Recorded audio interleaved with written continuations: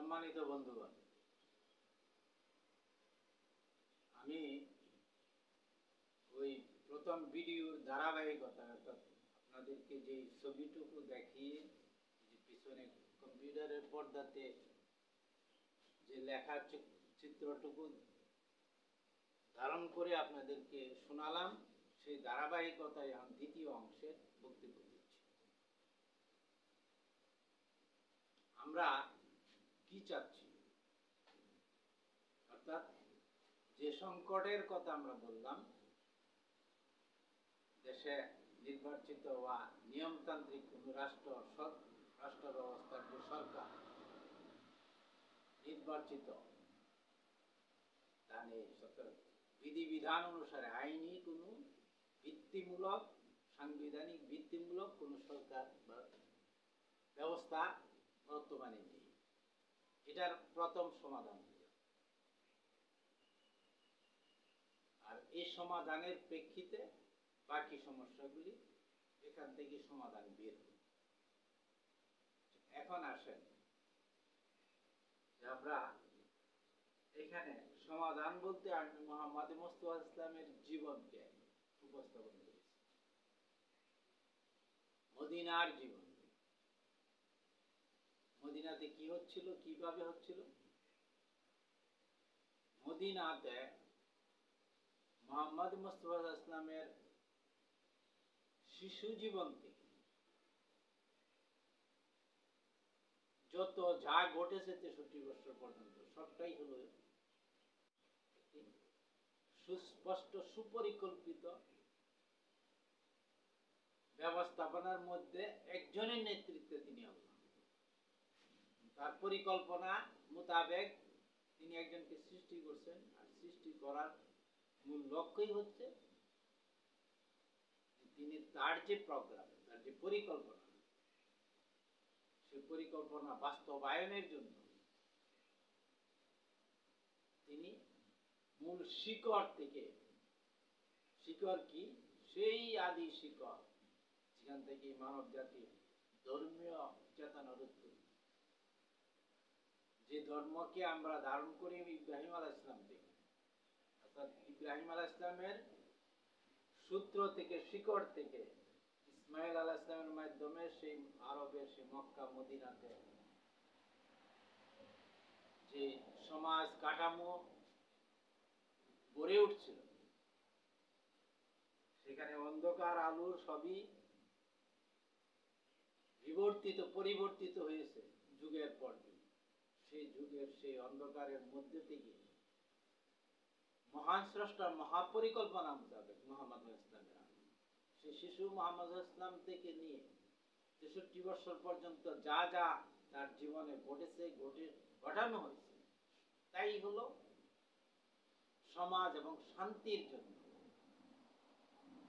সমাজ ব্যবস্থাতে শান্তির জন্য করণীয় কর্মকাঠামোর বহিঃপ্রকাশ একমাত্র আল্লাহর পক্ষ থেকে। মুহাম্মদ ইসলামের সচিন্তার কোন বিকাশ নেই। আপনি মুহাম্মদ ইসলামের জীবন কর্ম কৌশল নিয়ে গবেষণা করুন, দেখুন যা ঘটেছে, যেভাবে ঘটেছে, যা ঘটানো হয়েছে সবকিছু আল্লাহ তাআলা মহাপরিকল্পনা, মহাপ্রোগ্রাম। আর সেই বিষয়গুলি আমি আমার এই যে 3টা গ্রন্থ আপনাদেরকে দেখাই আসলাম, এই গ্রন্থগুলিতে আমি সেই বিষয়গুলি উপস্থাপন করেছি। এখন আমার বক্তব্য হচ্ছে এখানে যে আমরা আমাদের যে সংকট, অর্থাৎ আমাদের যে জাতীয় জীবনের যে সংকট চলছে, এই সংকটের শান্তিপূর্ণ নিরবিচ্ছিন্ন সমাধানটা আমাদের জীবনের জন্য প্রয়োজন। কিন্তু আমরা তো আমাদের স্রষ্টা, এই সংকট আল্লাহ তাআলার ইচ্ছার বাহিরে আসে। আল্লাহ তাআলার ইচ্ছার বাইরে মহাবিশ্বের কোথাও কিছু ঘটা সম্ভব নয়, এটা তার দাবি, আমরা তা বিশ্বাস করি। তাহলে এই সংকটের পিছনে যদি আমরা যাই, তাইলে মূল কথা হলো যে সংকট সৃষ্টি হয়, সংকটের মধ্যে থাকে নতুন কিছু ঘটানো, অর্থাৎ একটি প্রলয় হওয়ার পরে যেই মাঠ তৈরি হয়, সেই মাঠে কিন্তু অর্থাৎ সেই ভূমিতে প্রচন্ড শক্তি নিয়ে বহু তরুলতা গাছপালা সমস্ত কিছু সৃষ্টি হইয়া সেখানে সুসজ্জিত হয়ে যায়। অর্থাৎ প্রলয়ের পরে একটা সুসজ্জিত হওয়ার জন্য একটি মাঠ তৈরি হয়। আমাদের জীবনে, আমাদের রাষ্ট্রীয় জীবনে ৫৪ বছরের স্বাধীনতার পরে এখন যে একটা প্রলয় ঘটে গেছে, এই প্রলয়ের মাধ্যমে যে মাঠ এখন বিশৃঙ্খল সমাজ, এখানে একটি সুন্দর এবং সুসংগঠিত সমাজ কাঠামো আল্লাহ তাআলা গড়ে। আমি না, পৃথিবীর কোনো মানুষ না, যদি কেউ এই কথা মনে করি যে কোনো ব্যক্তি বা কোনো গোষ্ঠী বা কোনো দল যে সুসংগঠিত ব্যবস্থাপনা করে ফেলবে, সে আল্লাহ তাআলার সৃষ্টি ব্যবস্থা সম্বন্ধে তার ধারণা নাই এবং সে অন্ধকারে আছে। আমি সে অন্ধকার থেকে আলোর যে ছোঁয়া পেয়েছি আল্লাহ তাআলার কাছ থেকে, আমার জীবনের লম্বা ইতিহাস আছে, সেই বিষয়ে এখানে উপস্থাপন করার সুযোগ নেই। কিন্তু আমার গবেষণা জীবনের, আমার এই ৭০ বছর বয়সের এই অভিজ্ঞতা এবং বাস্তবতা, আল্লাহ তাআলার সাথে আমার যে সম্পর্কের বিষয়, আমি নীরবে নিভৃতে এই যে বই পুস্তক লেখার থেকে নিয়ে আমি আমার সর্বশক্তি আল্লাহ তাআলা আমাকে দিয়ে লেখাইছেন, আমাকে নিয়ে গেছেন, আমাকে বুঝিয়েছেন, আমাকে শিখিয়েছেন, তার প্রোগ্রাম, তার পরিকল্পনা, এটা আমার সুস্পষ্ট বক্তব্য। আর এই পরিকল্পনার মূল লক্ষ্য রহস্যের বিষয়টা হচ্ছে যে এই জাতি অর্থাৎ মানব জাতি, বিশেষ করে বাঙালি জাতি, আমাদের বাংলাদেশ, এই প্রেক্ষিত এরকম আসবে, এটা তার প্রোগ্রাম মোতাবেক আসছে। এই সংকট এবং সমাধানের কৌশলপত্র তিনি আগেই রচনা করে। এটা হলো আমার অবস্থান থেকে আমার বক্তব্য। আর কৌশলপত্রটা কি? এই যে আপনারা আমার পূর্বের লিখিত, পূর্বের দেওয়া বক্তব্য এবং আমার বই পুস্তক পড়লেই বুঝতে পারবেন। করতে হবে, জানতে হবে। আচ্ছা, এখন সেখানে কি আছে? মূল বিষয় হচ্ছে একটি সমাজ কাঠামো, মুহাম্মদ মুসা ইসলামের জীবন দর্শন, অর্থাৎ মদিনার সামাজিক রাষ্ট্র কাঠামো যেটা তিনি সৃষ্টি করেছিলেন, তার মাধ্যমে তার নেতৃত্বে যে সমাজ রাষ্ট্র কাঠামো সৃষ্টি হয়েছিল, যিনি ছিলেন আল্লাহর রাসূল, যিনি সমস্ত কাজ শুধু আল্লাহ তাআলার ইচ্ছার আকাঙ্ক্ষার আদেশ মোতাবেক করেছেন, তার নিজস্ব চিন্তা করে, সে সমাজ, সে রাষ্ট্র, সে কাঠামোতে যে শান্তি এবং যে নীরব বিপ্লব যেটা করেছিল, অন্ধকারকে চিরস্থায়ীভাবে সরিয়ে দিয়ে সেখানে এক আলোর, এক মহা আলোর জগৎ সৃষ্টি করে দিলেন। সে আলো শুধু বাহ্যিক আলো না, মানুষগুলি আলোকিত হয়ে গেল শুধু তা না, তাদের হৃদয়ে যে জ্ঞানের যে উন্মেষ ঘটছে,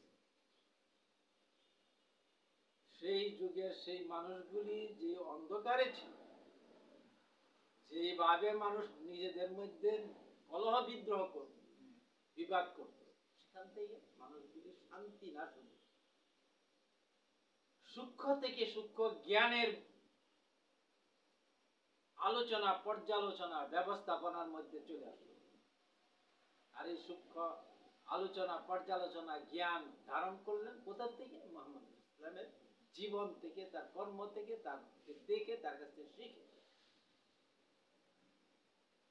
ঠিক এমনি ভাবে আমাদের কাছে সেই জীবন, জ্ঞান, দর্শন সমস্ত কিছু মজুদ আছে, কিন্তু সে মজুদ জ্ঞান থাকলেই যে কাজ হয় না, তার প্রমাণ তো হইলো আমরা অন্ধকারে নিমজ্জিত হয়ে আছি।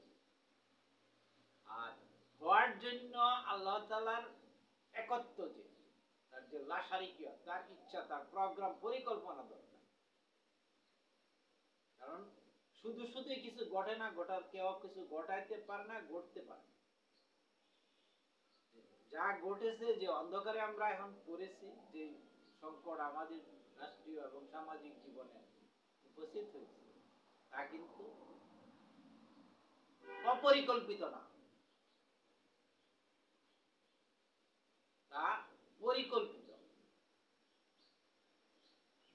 সে পরিকল্পনা কে করছেন?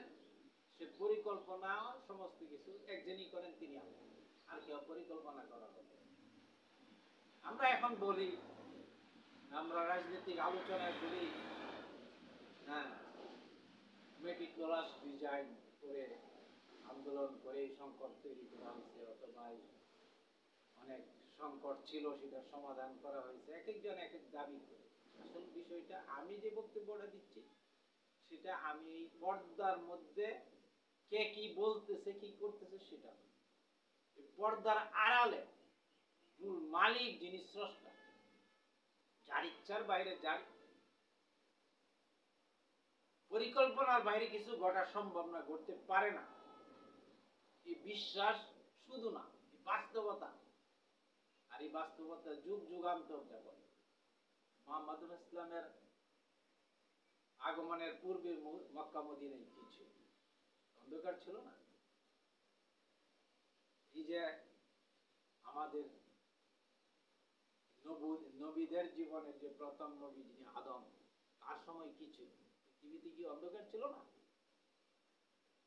এখন মুসা আলাইহিস ইসলামের যুগে যে সে ফেরাউন, সে কি অন্ধকারে নিমজ্জিত ছিল না? কিন্তু মুসা কি তার নিজে শক্তি এবং জ্ঞানে কোথা থেকে উপস্থিত হয়েছে? মুসার ইতিহাস কোরআন শরীফে কি লেখা আছে?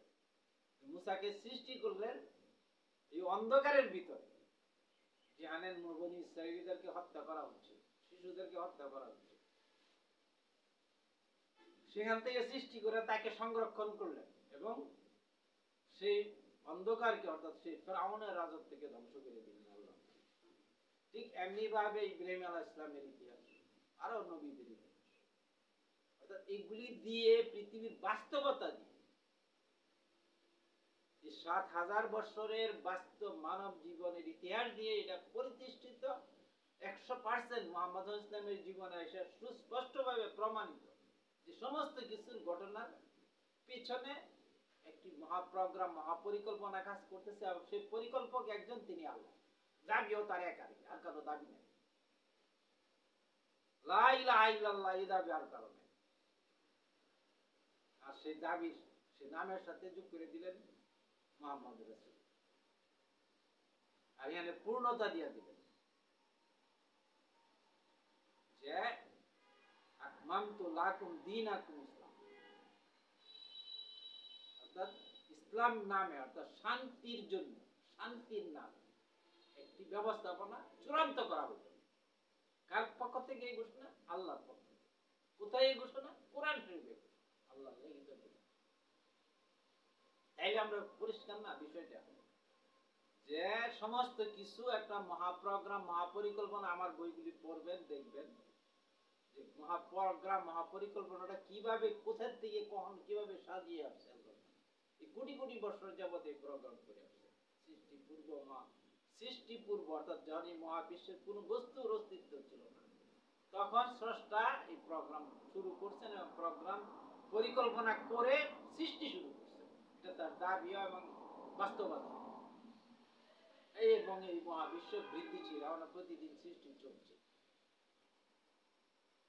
আর এই বিবর্তন, পরিবর্তনের মাধ্যমে আমরা এই জায়গায় হচ্ছি। আজকে আমাদের মানব জাতির জীবনে প্রচন্ড অন্ধকার, তার মধ্যে এখন সবচেয়ে গাঢ় অন্ধকারে আছি আমরা বাঙালিরা। নিশি অন্ধকার, নিশিতে আমাদেরকে পেয়ে বসছে। আমাদের সমাজ, আমাদের রাষ্ট্র, আমাদের সার্বিক জীবন চক্র এই জায়গাতে পৌঁছে গেছে। আর এটা আমি বলছি, আমাকে কথা বলতেই হবে। আমার জ্ঞান, আল্লাহ তাআলা আমাকে যে জ্ঞান দিছে, সেই জ্ঞান মোতাবেক এটা, যেটা আল্লাহ তাআলার সৃষ্টি পূর্ব মহাপরিকল্পনার অংশ, সেই প্রোগ্রাম মোতাবেক আমরা সেই অন্ধকারে আছি। আর এই অন্ধকারের সাথেই, অন্ধকার যখনই এরকম হয়, তার সাথে আবার আলোর ব্যবস্থা। অর্থাৎ এই যে এই অন্ধকার আসছে ৫৪ বছর বাংলাদেশ স্বাধীনতার পর, ৫৪ বছরের সময়। আর এই প্রোগ্রাম, অর্থাৎ এইখানে যে অন্ধকার আসবে, এর জন্য আলোর দরকার, আলোর যে গাইডলাইন, সেটা আল্লাহ তাআলা তার মোতাবেক, তার প্রোগ্রাম মোতাবেক লিখিয়ে রাখছে আল্লাহ তাআলা আমার যে বইগুলো আমি দেখাই। এটা হলো মূল বক্তব্য। এখন কি আছে সেখানে? সেখানে সুস্পষ্ট প্রোগ্রাম পরিকল্পনা দেওয়া আছে, যা আমি আমার ইতিপূর্বেকার ভিডিওগুলিতে দিয়ে দিচ্ছি। আমি শেয়ারের চিত্রগুলি দেখাই আসছি যে একটি নির্দলীয় নির্বাচিত সরকার কাঠামো, দলীয় না। এখন তো বহু দল আছে, কোন সমস্ত দলকে আমি প্রস্তাব করেছি এবং আমি এটা বলতে চাচ্ছি যে কোন দল থাকবে না, সকল দল তার যার যার জায়গায় নিজেরা নিষ্প্রভ হয়ে যাবে, স্টপ হয়ে যাবে, তারা দাঁড়িয়ে যাবে, তারা আর কোনো অ্যাক্টিভিটিস করবে না। তারা শান্তির জন্য, সমৃদ্ধির জন্য, নিরাপত্তার জন্য, ন্যায় বিচারের জন্য একটি নতুন ব্যবস্থাপনা, অর্থাৎ নির্দলীয় কিন্তু সাধারণ মানুষ থেকে নির্বাচিত। সেই নির্বাচনের কৌশলটা কি আমি সেখানে আপনাদের জন্য উপস্থাপন করে। কৌশলটা হচ্ছে প্রত্যেকটা মসজিদ কেন্দ্রিক, আমাদের দেশের 90% বেশি মানুষ মুসলমান, প্রত্যেকটা পাড়া মহল্লাতে একটা করে মসজিদ, মসজিদকে কেন্দ্র করে একটি সমাজ ব্যবস্থা গড়িয়েছে। এই সমাজ ব্যবস্থাটাকে, মসজিদ কেন্দ্রিক সমাজ ব্যবস্থাটাকে কাজে লাগিয়ে সিস্টেমেটিক করার জন্য প্রোগ্রামের ব্যবস্থা। সেই প্রোগ্রামটা কি আমি পূর্বে বলে আসছি, তারপরে এখানে একটু সংযোজন করে দিচ্ছি। তা হচ্ছে সমস্ত মসজিদগুলিতে, অর্থাৎ প্রত্যেকটা মসজিদ, ওই এলাকার যারা ভোটার প্রচলিতভাবে, আমার পারিবারিক ব্যবস্থা নামে আমি ব্যবস্থাটাকে খুব সার্বিকভাবে উপস্থাপন করেছি, কিন্তু বর্তমানে শুরুটা যা হইতে হবে সেটার জন্য আমি সংক্ষিপ্ত এবং সহজ একটি কৌশলপত্র উপস্থাপন করেছি। সেটা হলো যে প্রত্যেকটা মসজিদে সেখানকার ভোটারগণ, সেখানকার সাধারণ মানুষগুলি, পরিবারগুলি একত্রিত হয়ে তাদের মধ্যে থেকে 3 জনের একটা নির্বাচনী মিশন তৈরি করে। 3 জন, একজন হবে নির্বাচন পরিচালক আর 2 জন হবে তার সাহায্য। আর এই 3 জনের পরিচালনায় প্রত্যেকটা মসজিদে মানুষগুলি একত্রিত হয়ে সংঘবদ্ধভাবে আলোচনা পর্যালোচনার মাধ্যমে নিজেদের জন্য একটা শান্তিপূর্ণ, শান্তির সমাজ এবং শান্তির জীবনের জন্য, নিরাপত্তার জন্য, ন্যায় বিচারের জন্য পরিচালনা কাঠামো তৈরি করে দিবে নিজেদের মধ্যে। অর্থাৎ ওই মসজিদ কেন্দ্রিক ওই সমাজটাকে পরিচালনা, প্রত্যেকটা মসজিদ কেন্দ্রিক প্রত্যেকটা নিজেদের সমাজকে পরিচালনা। সেখানে আমি যেগুলি আপনাদেরকে দেখাই আসছি সেটা লেখা আছে সেখানে, যে প্রত্যেকটা মসজিদকে একত্রিত হয়ে মসজিদে মানুষগুলি এইভাবে নির্বাচন করবে। নির্বাচনের ফর্মুলাটা হচ্ছে সাধারণ মানুষ তাদের মধ্যে থেকে যারা নির্দলীয় ব্যক্তি, কোন দলীয় ব্যক্তিকে নাম প্রস্তাব করা যাবে না তাদেরকে, তবে তারা ভোট দিতে পারবে, তারা সহযোগী হবে। কিন্তু এখন বর্তমান সমস্যা সংকট যেহেতু দলীয় কারণগুলিতে সৃষ্টি হয়েছে, এই জন্য সমস্ত আমার প্রস্তাবটা হচ্ছে নির্দলীয়, সমস্ত দলগুলি নিজ জায়গায় স্টপ হয়ে যাবে, কোনো কর্মকাণ্ড করবে না, তারা নিজেদের কোনো অ্যাক্টিভিটিস করবে না, এই প্রতিশ্রুতি রক্ষা করবে। আর মসজিদ একত্রিত হবে, সবার সাথেই হবে, তারাও আসবে, কিন্তু তারা শুধু ভোট দেওয়ার জন্য। আর ভোটটা হবে কিভাবে? ওই যে 3 জনের যে মিশন আমি তৈরি করে দিবেন প্রত্যেক মসজিদে, নির্বাচনী মিশন, সেই মিশনের আহ্বানে, সে ব্যক্তির উপস্থিতিতে, তার পরিচালনায়, তাদের পরিচালনায় সেখানে উপস্থিত ব্যক্তিদের মধ্যে থেকে তাদের মহল্লা, তাদের পাড়া, তাদের মসজিদের অধীনে যারা বাস করে সে সমস্ত ব্যক্তিদের মধ্যে থেকে নির্দলীয় কিন্তু সুশিক্ষিত, চরিত্রবান, ভালো মানুষ, বিশেষ করে মুক্তিযুদ্ধের যারা চেতনা ধারণ করে, কারণ আমাদের দেশটার অস্তিত্বই হলো মুক্তিযুদ্ধকে কেন্দ্র। কাজে আমি এখানে একটা মৌলিক চেতনা উপস্থাপন করেছি, ধারণ করেছি, সংরক্ষণ করেছি, তাহলে মুক্তিযুদ্ধের চেতনা ব্যক্তিদের মধ্যে যারা নাকি মুক্তিযুদ্ধের চেতনাকে ধারণ করে, এরকম ব্যক্তিদের মধ্যে থেকে 7 জন 8 জনের একটি পরিচালনা পরিষদ তৈরি করেছি। সেগুলি আমি আমার অন্যান্য বক্তব্যের মধ্যে একবারে চিত্রগুলি এঁকে আপনাদেরকে দেখাই আসছি, সেই ভিডিওগুলি দেখলেই বুঝতে হবে। 8 জনের এই পরিচালনা পরিষদের মধ্যে আরো একজনের কথা আমি যুক্ত করেছি, সেটা হলো একটা নির্বাচিত অতিরিক্ত ভোটার প্রতিনিধি। অর্থাৎ পরিচালনা করবেন 7 জনে, 8 জনে মিলে একজন প্রধান এবং 7 জন হইল সাহায্যকারী। সাহায্যকারীদের অবস্থানটা হলো নিরাপত্তা, পরিবেশ, খাদ্য, বস্ত্র, বাসস্থান, শিক্ষা, চিকিৎসা, এই 7টি দপ্তরের জন্য 7 জন ব্যক্তি। 7 জন ব্যক্তি এবং একজন প্রধান, এই 8 জন, এই 8 জনে মিলে সে সমাজটা পরিচালনা করবে। কিন্তু সেই সমাজ হইল মসজিদ কেন্দ্রিক একটি মহল্লা বা একটা পাড়ার সমাজ। এরপরে এই সমাজটা এভাবে যখন সমস্ত মসজিদ কেন্দ্রিক পাড়ার সমাজগুলি নির্বাচিত হবে, তখন এখান থেকে পাড়া পরিবারের প্রধান যাকে নির্বাচন করে তিনি এবং তার সাথে একজন অতিরিক্ত ভোটার প্রতিনিধি নিয়ে, অর্থাৎ প্রত্যেক থানা এলাকায় আবার সংগঠিত জড়ো হয়ে সবাই মিলে একটি থানা পরিবার পরিষদ তৈরি করে, যা আমি ইতিপূর্বে আমার চিত্রগুলি দেখি লিখে আসি। এইগুলি করার জন্য, এই কাজগুলি সুসংগঠিতভাবে সুনির্দিষ্টভাবে করার জন্য এবং এই প্রক্রিয়াতে একটি সমাজ কাঠামোর পরিবর্তন এবং একটি রাষ্ট্র কাঠামোতে একটি জাতীয় বলতে নির্দলীয় নির্বাচিত একটি সরকার ব্যবস্থা প্রতিষ্ঠা করার জন্য আমি প্রোগ্রাম উপস্থাপন করেছি, প্রস্তাবনা উপস্থাপন।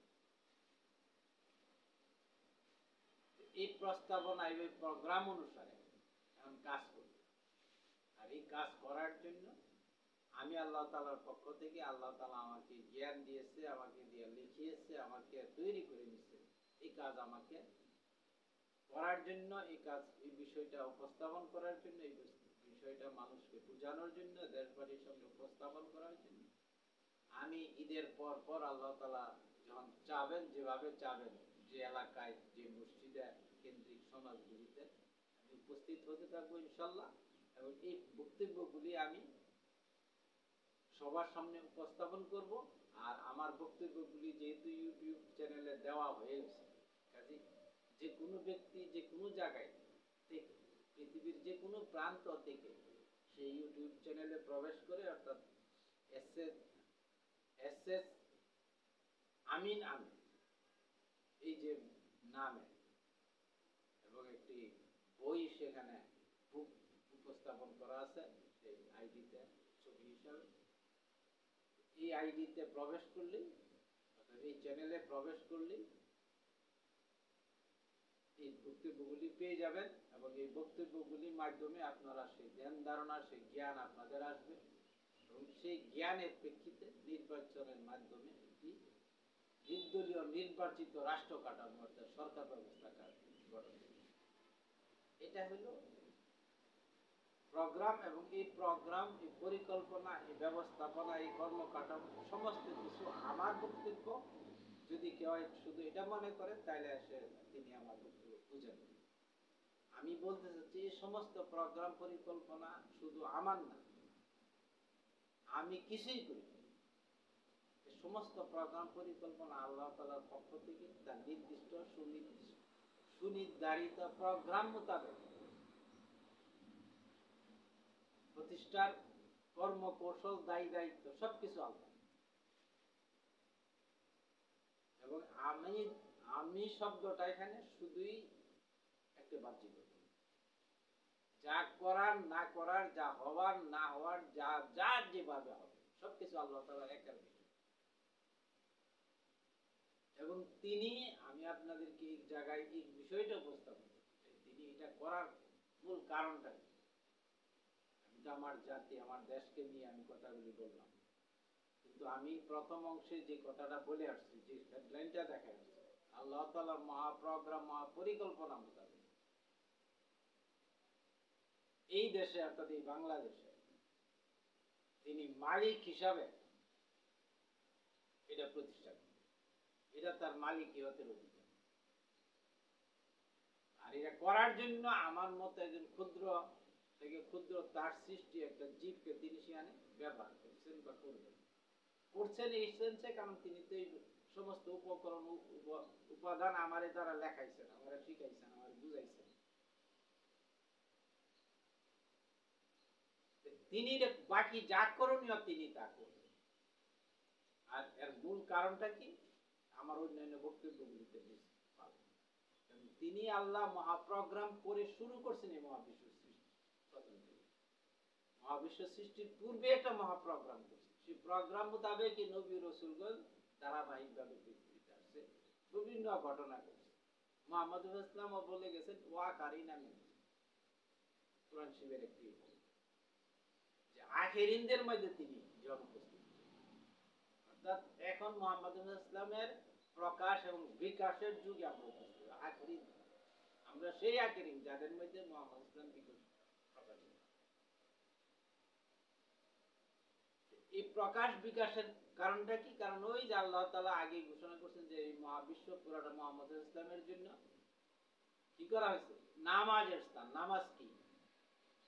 নামাজ হলো একটা সমাজ ব্যবস্থা, সুসংগঠিত, সুকাঠামো, এবং নামাজ হলো আল্লাহর সামনে দাঁড়ানো, যেখানে নেতা, শক্তি, স্রষ্টা সবকিছু একত্রিত হইয়া এক জায়গাতে এক লক্ষ্যের দিকে। সেই লক্ষ্য হলো আল্লাহ তাআলা যে লক্ষ্যে সৃষ্টি করছেন সেই লক্ষ্য বাস্তবায়ন। অর্থাৎ মহাবিশ্ব পুরোটা তিনি আবাদ করবেন। এই গ্রহগুলি, মহাবিশ্বের এই গ্রহগুলি, সমস্ত গ্রহগুলিতে মানুষকে নিয়ে যাবে, মানুষগুলি সেই গ্রহগুলি আবাদ করবে, বাস করবে, এবং এই মানুষগুলির জীবন হবে অনেক লম্বা। তারা জান্নাতি, আল্লাহ তাআলার সাথে তাদের খুব নিকটতম, নৈকট্যতম সম্পর্ক। এটা আল্লাহর প্রোগ্রাম করা, কারণ এই লক্ষ্যে তিনি সৃষ্টি শুরুই করছেন।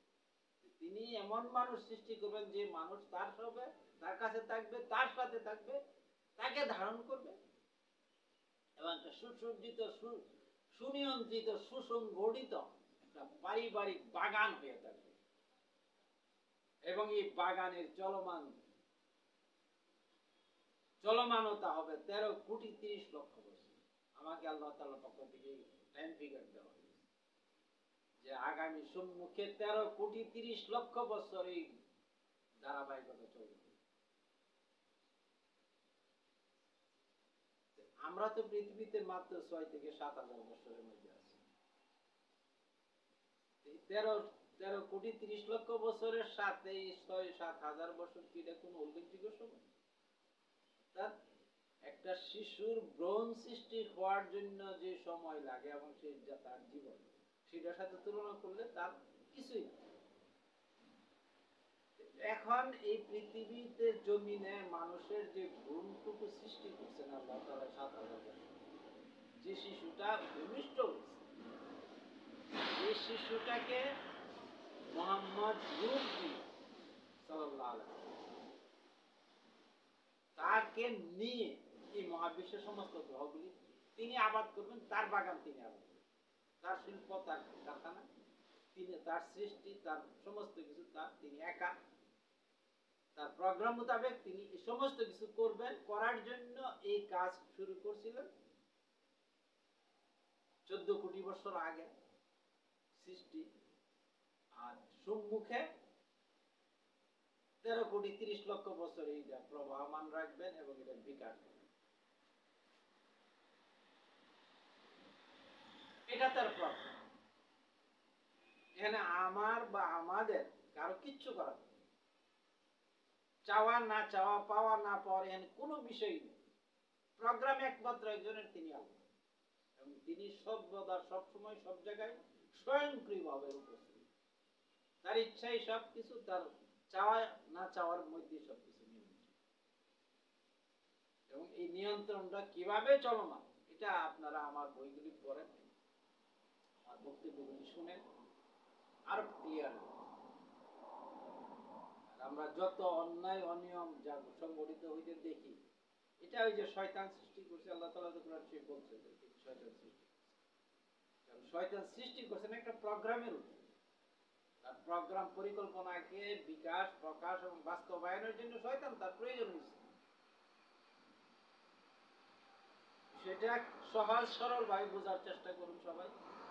এবং এই শয়তান অনন্ত শক্তি বা অনন্ত কালের জন্য, শয়তানের সময়টুকু, কাজটুকু শেষ হয়ে যাবে খুব দ্রুত। মানুষ জান্নাতের দিকে চলে যাবে, অর্থাৎ মহাবিশ্বের অন্যান্য গ্রহগুলি হবে জান্নাতের। সেই জান্নাতে শয়তান যাইতে পারে, শান্তি সেখানে শান্তি আর শান্তি। সেই বাগান সুসংগঠিত সুনিয়ন্ত্রিত সুকৌশলী বাগানের মধ্যে মানুষ অনন্ত অনন্তকাল 13,30,00,000 বছর পর্যন্ত বাস করবে। আর এই মানুষদের জীবন হবে অনেক লম্বা। কতটুকু লম্বা হবে তা আমি জানি, আমি কারো কিছু নিয়ন্ত্রণ করতে নির্ধারণ করতে পারবো না, কারণ এই বিষয়ে আমাকে কাছে জ্ঞান। কাকে কতক্ষণ রাখবেন আল্লাহ তাআলা, এবং এই লম্বা কত লম্বা, অর্থাৎ জীবন, মানুষের জীবন কত লম্বা হবে সেটা আল্লাহ ভালো। আর এটার মানুষের কর্মজীবনের সাথে আল্লাহ তাআলার প্রোগ্রাম মোতাবেক সম্পর্ক। আর আমি চাওয়া বা কোন ব্যক্তির চাওয়া না চাওয়ার সাথে কোনো সম্পৃক্ত নেই। আর চাওয়া না চাওয়াটাও নিয়ন্ত্রিত আল্লাহ তাআলা করতে। আমি এখন যে কথাগুলি বলতেছি এবং আমি যেটা চাচ্ছি এখন আমার বক্তব্য মোতাবেক, এটা আমার চাওয়া না, বা আমার চাওয়া দিয়ে কিছু হবে না। আমি কথাটাই জানি, আমি এটা বিশ্বাস করি, আমি এটা ধারণ করি যে আল্লাহ তাআলা যেভাবে চাবেন, যখন যা চাবেন তা ঘটবে, আর তা অবধারিত ভাবেই ঘটবে। আর তার বাহিরে কারো দ্বারা কারো শক্তি নাই তাকে প্রতিরোধ করা, তার প্রোগ্রামকে আটকিয়ে দেওয়ার বা কোনো কিছু। বন্ধুগণ, আমি এখানেই থেমে যাব। আপনার মূল কথা হলো যে আমরা এখন একটি সুস্পষ্ট সুন্দর সমাজ কাঠামো গড়ে তোলার জন্য একটি কৌশলী ব্যবস্থাপনা আমাদের হাতে চলে আসছে।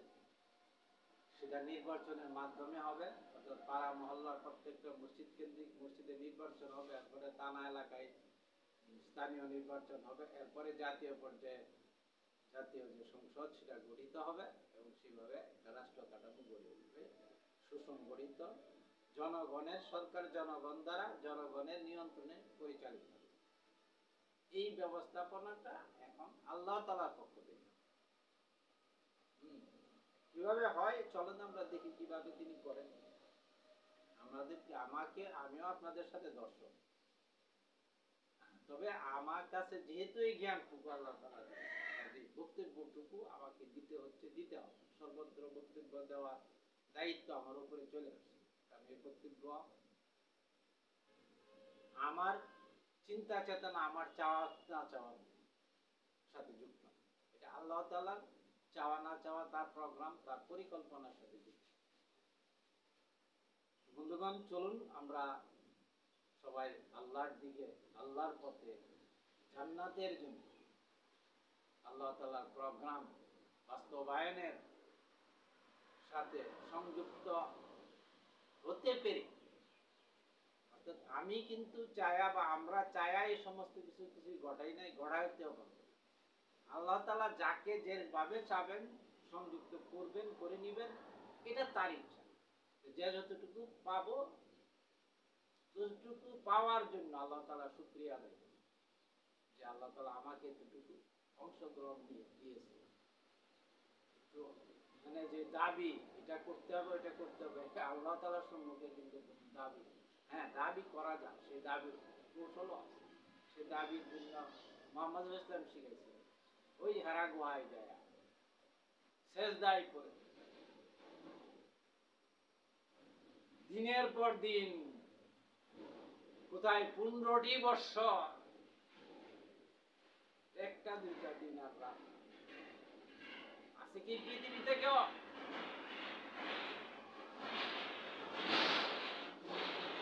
যে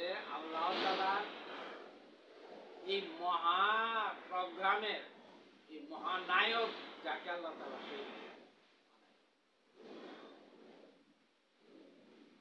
এই নায়কের জীবনের সাথে এই নায়কের রূপে রূপায়িত হওয়ার জন্য এরকম সাধনা করছেন কেন? বলুন, সবাই চলুন আমরা সেই মহান নায়ক অর্থাৎ মুহাম্মদ রাসূলের জীবন অনুসরণ করি। যত চাওয়া পাওয়া দাবি দাওয়া সব সেজদায় পড়ে তাহাজ্জুদের মাধ্যমে হেরা গুহার মতো গুহাতে ঢুকে সেজদায় পড়ে দিনের পর দিন, মাসের পর মাস, বৎসরের পর বৎসর চাইতে থাকি যে আমার এই দাবি আমি চাই। এই চাওয়ার জায়গা একটা, দাবি করার জায়গা আছে। আল্লাহ তাআলা বলছেন যে আমি তোমার জীবন শিরার চাইতে নিকটে, তুমি যা খুশি আমাকে চাইতে। মুহাম্মদ মুস্তাফা সাল্লাল্লাহু আলাইহি ওয়াসাল্লাম বলছেন যে তোমার জুতার একটা ফিতা নাই, একটা ফিতা দরকার, তুমি তা আল্লাহর কাছে চাও। এতটুকু এত সাধারণ জিনিস তাও আল্লাহ রাসূল শিখাইছেন, তুমি আল্লাহর কাছে চাও। এটা কাজে যা চাইতে হবে সব সেজদায় পড়া একমাত্র একমাত্র নিবিড় ভাবে গভীর ভাবে আত্মনিবেদিত হয়ে আল্লাহ তাআলা আর কার কাছে চাও। এটা মুহাম্মদ সাল্লাল্লাহু আলাইহি ওয়াসাল্লাম আমরা শিখছি এবং আল্লাহ তাআলা এটা পছন্দ করেন। এই চাওয়া এরকম যে চায়, এরকম যে দাবি, এরকম চাওয়া নেওয়ালা, এরকম দাবিদারকে আল্লাহ তাআলা কুলে তুলে দেন, খুবই পছন্দ করেন। চলুন আমরা সেই পথে, সেই দিকে, সেই লক্ষ্যে আমাদের দাবি এবং চাওয়া নিয়ে আল্লাহ তাআলার দরবারে সিজদায় করি। আল্লাহ হাফেজ। আজকে এখানে আমি